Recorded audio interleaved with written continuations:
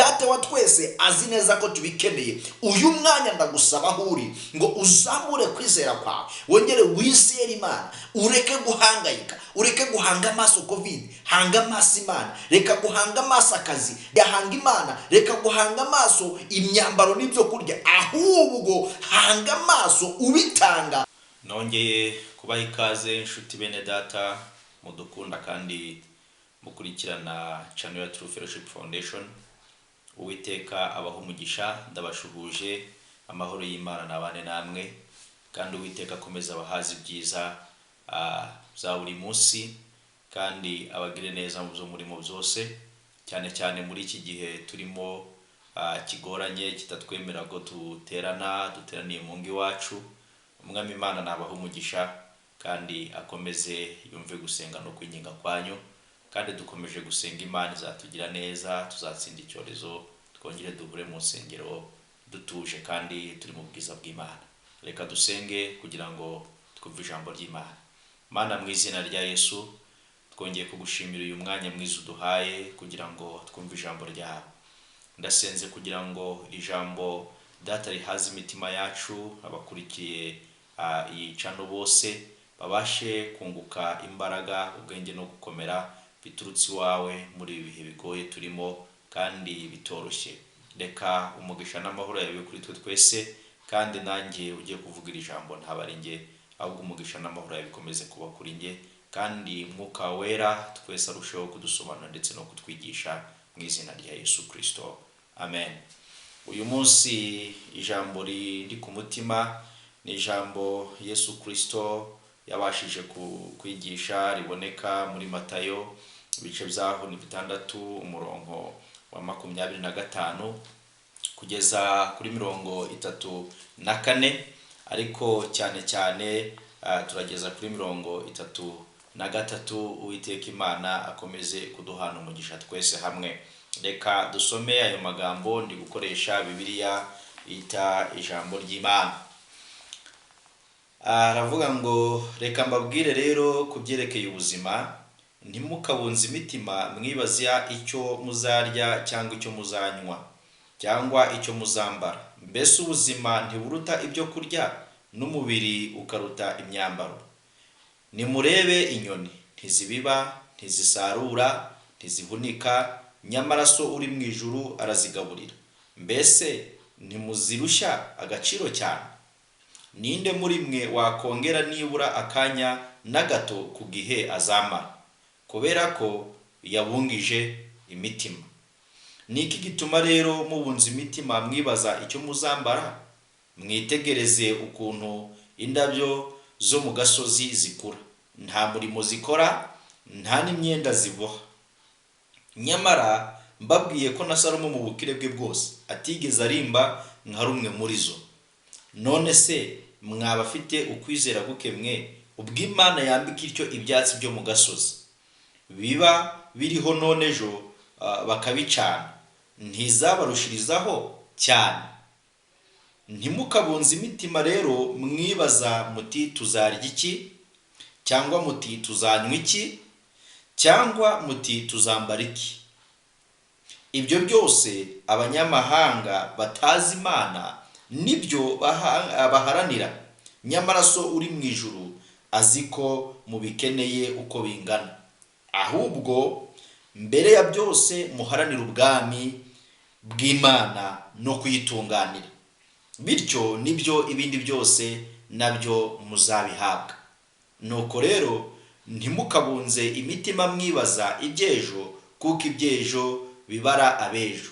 Ingorane za buri munsi zirahagije ku bwawo. Imana itugire neza cyane. Muri Bibiliya yera umutwe uvuga ko ntitukiganyire. Ahangaha muri Bibiliya ijambo ry'Imana avuze ngo ntimukabunze imitima. Kwiganyira ahanini usanga ari igihe umuntu hari ibyo yarashaka yumva akeneye mu buzima ariko ntabibone. Noneho aho kugira ngo abashe gukora igenamigambi na gahunda n'uburyo bwo kugira ngo ibyo bintu azabigereho, nubwo uyu munsi atabifite, ahubwo ugasanga umutima yawe uhagaritse cyane, yagiye kure, ndetse bikanatuma yibagirwa yuko hari ushobora kubimufashamo ndetse akaba yanabigeraho. Icyo gihe ugasanga kwizera kwe ibyiringiro birabuze, ahubwo amaganya, kwiheba akaba ari byo byinjira muri uwo mutima, ugasanga noneho binize n'ibyo yari asanzwe afite kubera ko ari umukristo. Imana itugire neza cyane kandi dufashe. Niko rero Yesu yahise abwira abo yari ari kumwe nabo, abigishwa be cyane ahangaha ndetse n'abandi bari bamuteze amatwi, arababwira ati reka nze mbabwire ibyerekeye by'ubuzima. Ni ukuri ntimukiganyire, ntimukabunze imitima. Imana idufashe muri ibi bihe turimo, turi kwibaza tuti bizarangira ryari, ese bizagenda gute? Abantu bari kubiha amazina menshi, bari kubivugamo mu buryo bwinshi, bari kubyenterpreta mu buryo butandukanye, ariko Imana idufashe twebwe icyatsi nuko dukwiriye kumenya ikidukwiriye muri ibi ndetse n'icyo dukwiriye gukora, kuko abamenye Kristo ntibabasha kwiganyira nk'abataramumenya, ndetse ababashe ko bana b'Imana ntibabasha kwirirwa bajya mu bintu byinshi kuko bazi ko hari ubarengera. Niyo mpamvu Dawidi yavuze ngo Uwiteka niwe mwungeri wanjye sinzakena, ngewe nziryamira niruhukire mbe mu mahoro, no mu gikombe cy'igicucu cy'urupfu nzi ko hari icyo azakora. Imana itubwire neza cyane.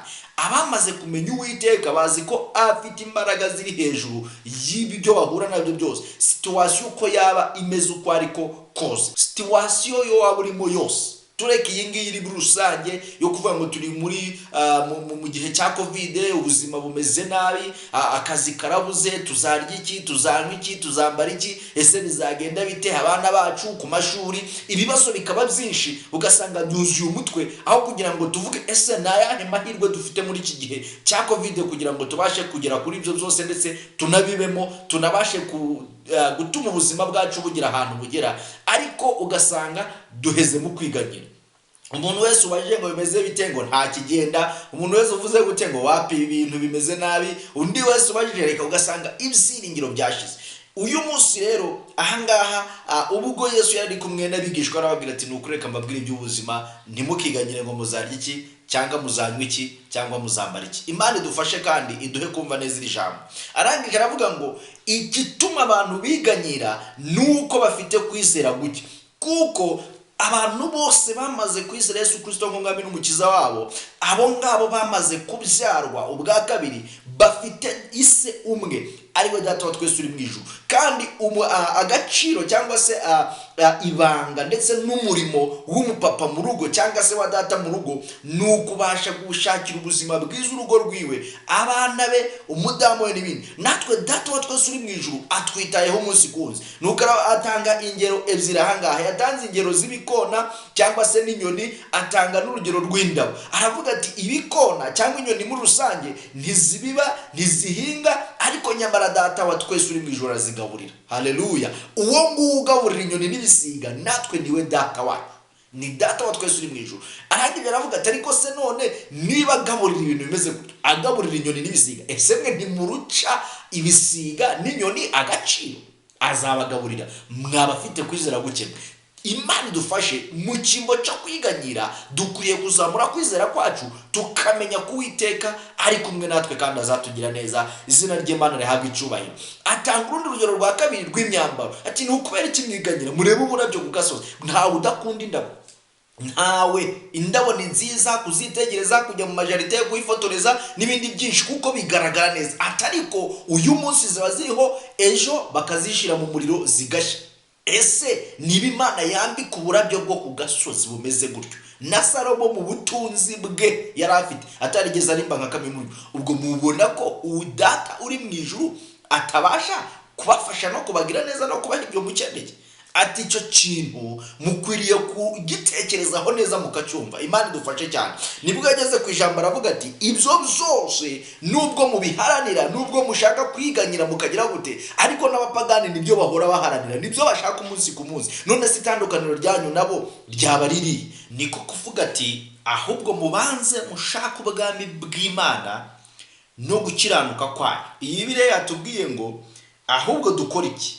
Ahubwo mbere ya byose muharanira ubwami bw'Imana no kuyitunganira. bityo n'ibyo bindi byose nabyo muzabihabwa. Imana itugire neza cyane. Reka twumvire isezerano. Ntabwo ari ukuvuga ngo ahari ngo ahubwo birahamya, birerekana ko tuzabihabwa nituba dushatse ubwami bw'Imana no kuyitunganira, ngo nibwo ibyo bindi nabyo muzabihabwa. Bibiliya iravuga ngo ibyo bindi nabyo muzabyongererwa. Imana itugire neza cyane. Bivuga ko intego nyamukuru y'abana b'Imana, y'abamenye Kristo, y'abamwakiriye, ni ugushaka ubwami.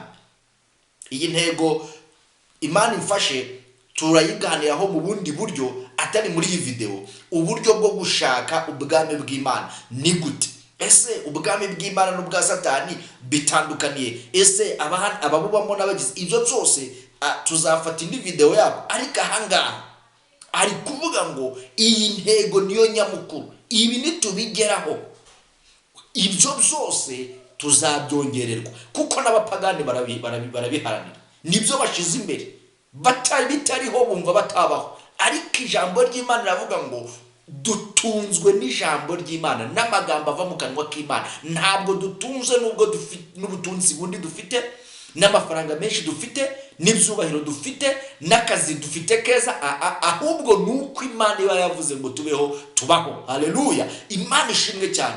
Nituba rero dushatse ubwami bw'Imana no gukiranuka kwayo, ariko kuyitunganira, yadusezeranije ko n'ibyo bindi tuzabibona. Nta mpamvu yo guhangayika dufite data utunze isi n'ijuru. Nta mpamvu yo guhangayika dufite data waremye isi n'ijuru, ugaburira inyoni, akambika uburabyo. Natwe ibyo byose ngo azi ko tubikeneye. Nka papa wo mu ijuru azi neza ko tubikeneye.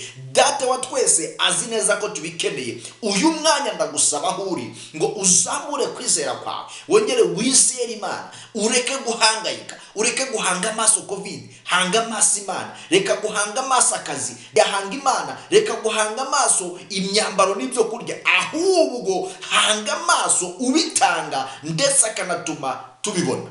Imana itugire neza cyane. Uyu mwanya ni isaha ndagusaba mwene data, mushiki wanjye ukurikiye iyi cano, ngo uzamure kwizera kwawe. Uwiteka Imana aguhe umugisha kandi akugire neza mu byo uri gucamo byose. Umwami Imana kwiteho ko bavuze ngo mu kwiganyira nta nubwo tubasha kwiyunguraho n'umunsi umwe w'ubuzima bwacu. Habe ngo na metero imwe twakwiyunguraho ngo tube barebare, ntibishoboka. Ahubwo abahanga babigizemo neza, bize ibijyanye n'imibereho y'umwana w'umuntu cyangwa se n'uburyo umutima ukora, babonye ahubwo ko iyo umuntu agize guhangayika, iminsi ye yo kuba iragabanuka. Imana dutabare cyane. Niyo mpamvu ijambo rivuga ngo mbese mubashije kwiganyira, mubashije kubunza imitima, hari ubwo mwabasha kwiyongeraho n'umunsi n'umwe. Ahubwo abashakashatsi babonye ko iyo minsi igabanuka. Niyo mpamvu kwizera Imana no kureka guhangayika, tukabasha gushira ibyiringiro byacu mu Mana, bitwongerera iminsi yo kubaho. Niyo mpamvu muri Bibiliya hari isezerano rivuga ngo abakiranutsi ntibazakenyuka,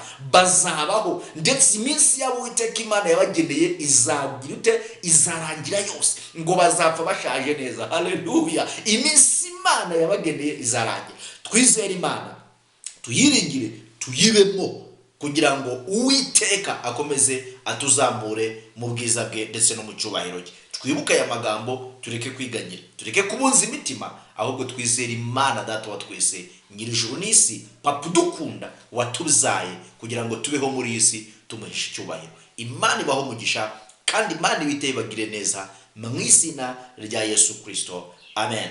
Mana data wa twese ufite imbaraga, senganye n'uyu mwene data wabonye iyi video ndetse ubashije no kuyikurikira kugeza kuri uyu mwanya.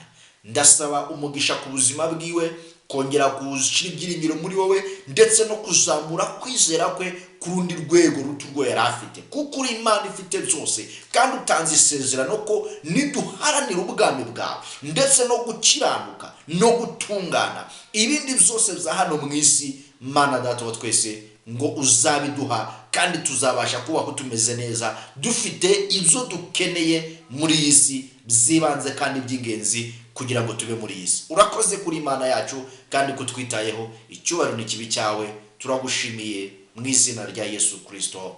Amen. Imana iguhe umugisha, Imana iguhe amahoro, Imana iguhe umunezero, Imana iguhe ibyishimo, kandi ukomeze kuyiringira. Icyo nico ngusabiye mu izina rya Yesu Kristo, amen.